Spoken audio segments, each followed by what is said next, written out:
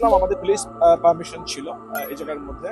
তো এখন ভাইরা বলতেছে যে ওনাদের সাথে কোলাবরেট করে আমাদের অনুষ্ঠানটা করার জন্য আর কি। তো আমরা বলতেছিলাম যে আমাদেরটা তো আমরা আলাদাভাবে কর্নারের মধ্যে যাচ্ছিলাম করার জন্য। তো ওনাদের এই জায়গার মধ্যে একটা গণস্বাক্ষর কর্মসূচি ছিল, যদিও পুলিশ আমাদেরকে অ্যালাউ করেছে যে আমরা এই জায়গার মধ্যে করার জন্য।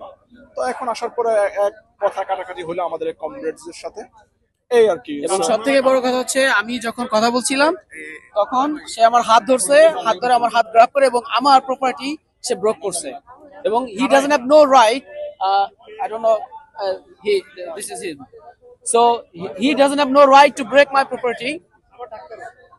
ইটস ওকে, মানে এখন আমি এটার জন্য আর কি আমরা সবাই এই জায়গার মধ্যে যারা আছে আমরা একে অন্যকে ভালো করে চিনি। এখন ঘটনা হচ্ছে ওনারা চাচ্ছে ওনাদের সাথে আমরা মিলেমিশে সবকিছু করার জন্য, এতটুকু একটু ভুল বুঝাবুঝি আর কি, জাস্ট মিস আন্ডারস্ট্যান্ডিং।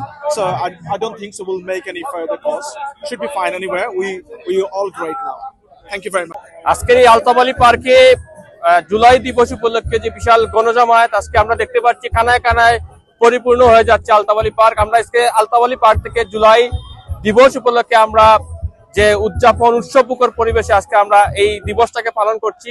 আমরা বিশ্বাস করি আজকের এই দিনের মধ্য দিয়ে বাংলাদেশ নতুন একটি বাংলাদেশের সূচনা হবে।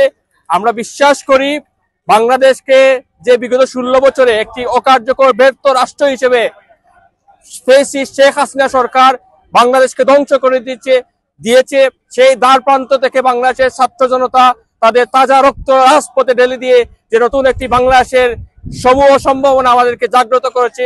আমরা বিশ্বাস করি এই জুলাই দিবসের এই দিবসটিকে স্মরণ করে আমরা যুগ যুগ ধরে বাংলাদেশে ফ্যাসিবাদী যারাই শক্তি মাথাচাড়া দিয়ে উঠার চেষ্টা করবে তাদেরকে আমরা শক্ত হাতে প্রতিহত করার চেষ্টা করব এবং আগামী দিনে বাংলাদেশকে সুন্দর সমৃদ্ধ সুখী কল্যাণমুখী একটি রাষ্ট্র হিসেবে উপহার দেওয়ার জন্য আমরা বাংলাদেশি প্রবাসী সহ বাংলাদেশের 16 কোটি জনতাকে আমরা ঐক্যবদ্ধভাবে সবাইকে এগিয়ে আসা উদারতা আহ্বান জানাই। আজকে আমাদের দ্বিতীয় স্বাধীনতা দিবস।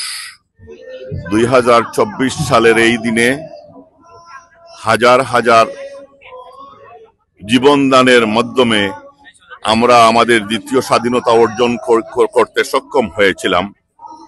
আজকে বাংলাদেশিরা যারা যুক্তরাজ্যে বসবাস করেন, বাংলাদেশের ভিন্ন ভিন্ন এলাকা থেকে এসেছেন, সবাই আজ আলতাফ আলী ঐতিহাসিক আলতাফ আলী পার্কে একত্রিত হয়েছেন এবং আমরা এনসিবির নেতৃবৃন্দ তাদেরকে নিয়ে 5ই অগাস্ট সেলিব্রেশন করছি। আমরা স্বপ্নের বাংলাদেশ গড়তে চাই, যারা শহীদ হয়েছেন তাদের স্বপ্ন বাস্তবায়ন করতে চাই, দুঃশাসন মুক্ত বাংলাদেশ দেখতে চাই, এটাই আমাদের প্রতিজ্ঞা। আসসালামু আলাইকুম।